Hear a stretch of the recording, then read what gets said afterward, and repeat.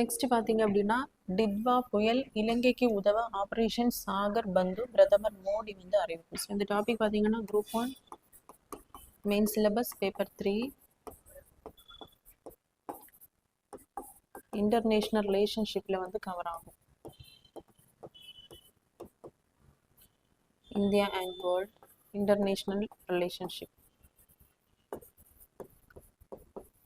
So இப்போ வங்கக்கடலில் வந்து டிட்வா புயல் உருவாகி இருக்கிறதுனால அதனால் பாதிக்கப்பட்ட இலங்கைக்கு வந்து நிவாரண உதவிகளை மேற்கொள்வதற்காக தான் நம்முடைய பிரதம அமைச்சர் மோடி அவர்கள் ஆப்ரேஷன் சாகர் பந்து அப்படின்ற முன்னெடுப்பை வந்து வெள்ளிக்கிழமை வந்து அறிவித்திருக்கிறாரு. ஸோ அதன்படி முதல் கட்டமாக ஐஎன்எஸ் விக்ராந்த் மற்றும் ஐஎன்எஸ் உதயகிரி போர்க்கப்பல்கள் வந்து நிவாரணப் பொருட்கள் அனுப்பி வைக்கப்பட்டது.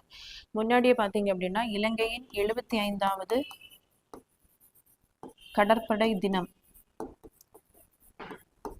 கொண்டாடுவதற்காக நம்ம இந்தியாவிலிருந்து INS Vikrant. So INS Vikrant வந்து நம் நாட்டிலேயே உள்நாட்டிலேயே தயாரிக்கப்பட்ட aircraft air carrier ship.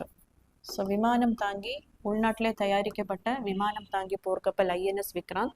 So அதே மாதிரி ஐஎன்எஸ் உதயகிரி ஷிவாலிக் திட்டத்தில் வந்து